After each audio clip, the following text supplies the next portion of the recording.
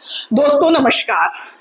आज मैं अपना संबोधन खासकर उन महिलाओं के लिए करना चाहूंगी जिनका अधिकांश समय किटी पार्टियों में गुजरता है और जो राजनीतिक खबरें सुनकर मान लेते हैं।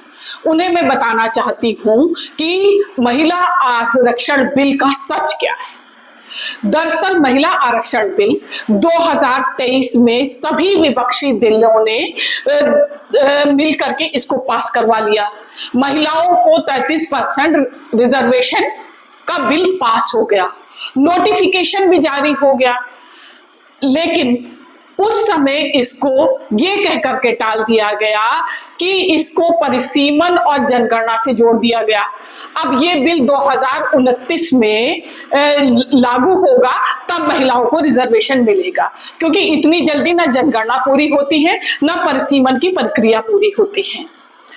अब सवाल ये पैदा होता है, इसको अगर हम आसान भाषा में उदाहरण देके समझाना चाहें तो सीधे तौर पर जैसे किसी लड़की की शादी तय हुई, तारीख रख दी गई, कार्ड बच गया, पूरे मेहमानों में रिश्तेदारों में हो हल्ला हो गया कि शादी है, लेकिन बाराती ना आए तो क्या वो शादी मानी जाएगी?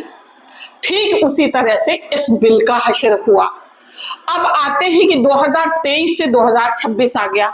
अब 2026 में आप फिर कल 8:30 बजे जो एक तय तारीख होती है, आपके तय समय होता है 8 बजे, फिर आप प्रधानमंत्री में नरेंद्र मोदी जी प्रकट हो गए और महिलाओं के साथ इमोशनल कार्ड खेलने लगे कि देखिए हम तो चाहते थे लेकिन विपक्ष नहीं चाहता है, इसलिए ये बिल लागू होने नहीं दिया।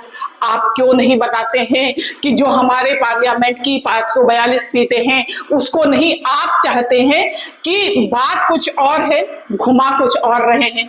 आप चाहते हैं कि जो दक्षिण के राज्य हैं उनकी सीटें कम हो जाए क्योंकि वहां से आपको वोट नहीं मिलता। अब पूरा चुनाव को 542 से बढ़ाकर 800 कर दिया जाए, लेकिन वो उत्तर प्रदेश और बिहार तक सीमित रहे, यहां से आपको वोट ज्यादा मिलते हैं। इधर बात घुमा दिया और ठिकरा फोड़ दिया विपक्ष पर कि विपक्ष जो है ये चाहता ही नहीं है कि महिलाओं को ये 33% रिजर्वेशन मिले।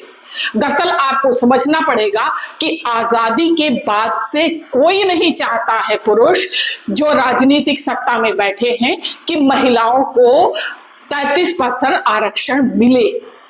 ये पितृसत्ता जो है वो नहीं चाहती है कि आप जिस दिन पार्लियामेंट में पहुंच जाओगे, अपने हकों की बात करने लगोगे, कानून बनाओगे, उसको लागू करना शुरू कर दोगे, तो इसलिए भयभीत है, इसलिए वो हमेशा आपको इमोशनल कार्ड खेल करके छुपा देता है।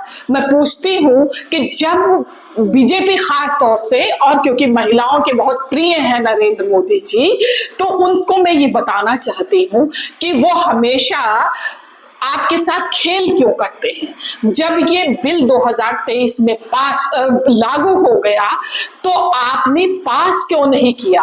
क्योंकि कोई भी कानून जब तक कि पास होने के बाद लागू नहीं होता है तो उसका आपको फायदा नहीं मिलेगा।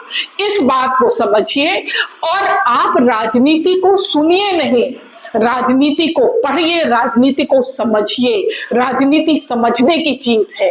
आजादी के बाद से आज भी महिलाएं कहीं बराबरी का हक नहीं हासिल कर पाई हैं, ना बराबर वेतन में, ना बराबर नौकरी में। आप पुलिस में देख लीजिए, सेना में देख लीजिए, तमाम विभागों में देख लीजिए, क्या आपको बराबरी का दर्जा मिला? और जब तक आपको बराबरी का दर्जा नहीं मिलेगा तब तक आपका शोषण होता रहेगा। किटी पार्टी से आप लोग उभरिए और देश के इतिहास और भूगोल को समझने की कोशिश करिए। धन्यवाद।